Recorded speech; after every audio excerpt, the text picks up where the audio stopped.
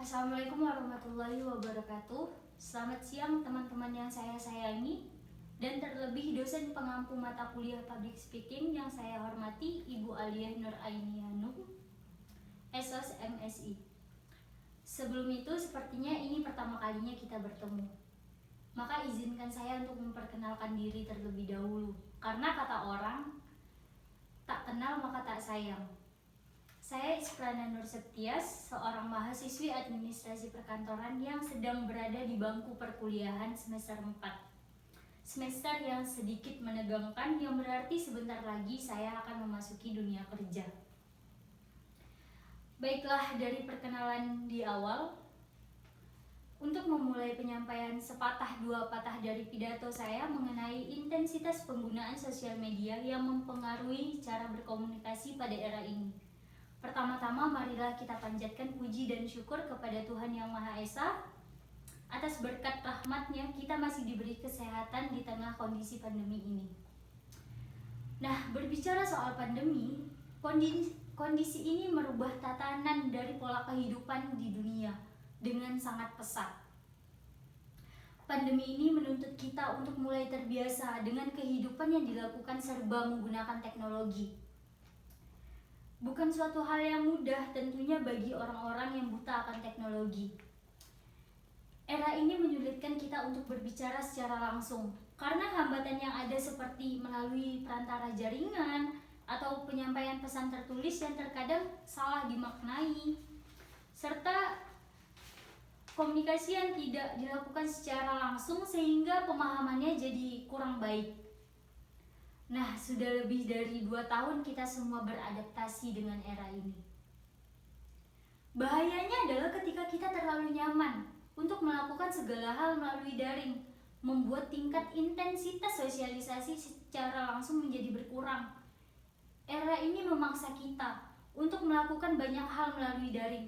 Nah, apakah itu dapat dibilang efektif? Mungkin iya, efektif bagi sebagian orang, tapi tidak juga bagi orang lainnya.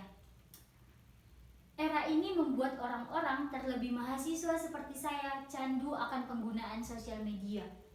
Intensitas sosialisasi menggunakan media sosial saat ini meningkat dengan pesat. Hal ini tentunya berbanding terbalik dengan intensitas sosialisasi yang kita lakukan secara langsung yang nampaknya semakin berkurang. Sebetulnya jika kita sadar akan pentingnya sosialisasi untuk meningkatkan tata cara komunikasi serta skill public speaking yang kita miliki, kita dapat menggunakan media-media yang ada dengan cara yang lebih maksimal. Tidak melulu scroll TikTok, geser-geser menu home di layar HP kalian, yang sebetulnya hanya membuang waktu kalian saja. Kenapa sih kita harus meningkatkan skill ini? Kalian sendiri pasti mengetahui bahwa pada saat kita berkomunikasi melalui sosial media membuat kita menjadi seorang komunikasi yang pasif dan cenderung kurang percaya diri saat kita berbicara di depan publik. Karena kita jadi lebih menyukai berbicara melalui pesan tertulis. Makanya ada orang yang bilang bahwa jika ada orang yang menjudge melalui sosial media berarti mereka hanya bermental ketikan.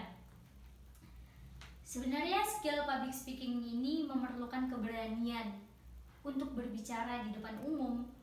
Nah, untuk mendapatkan keberanian ini dari mana? Ya tentunya kita harus dapat berlatih berbicara di depan publik.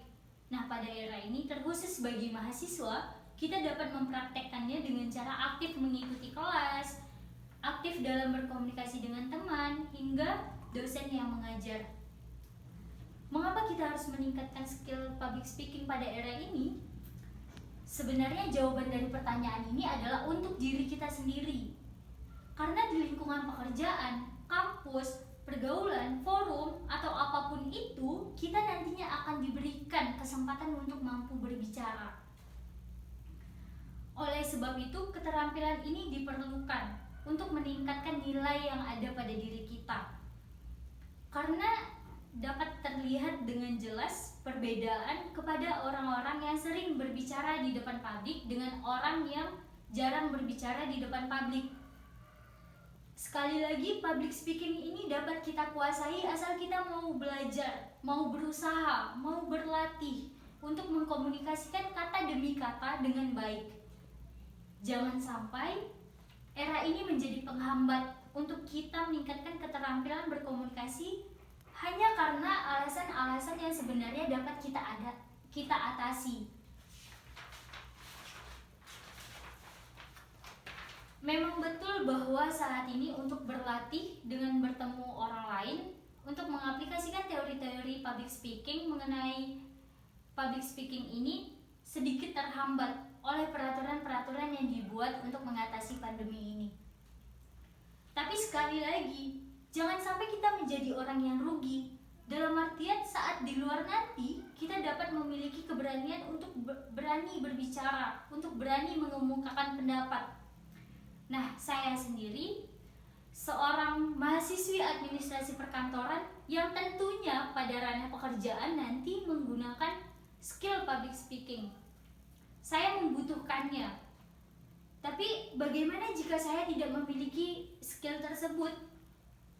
Mungkin saya akan gagap dalam penyampaian informasi yang nantinya dibutuhkan. Atau saya akan menjadi orang yang terbelit-belit dalam menyampaikan kata demi kata. Nah, kembali lagi dari awal, jangan sampai kita menjadi seseorang yang rugi hanya karena kita tertahan pada rasa malu, rasa ketidakpercayaan diri, rasa takut, dan penghambat lainnya untuk kita berbicara di depan umum. Ayo sekarang mulai bangkitkan keberanian, kepercayaan diri, dan keluar dari zona nyaman kita untuk berkomunikasi. Dan mulai berlatih untuk bisa menjadi seorang komunikator yang baik. Demikian pidato yang dapat saya sampaikan.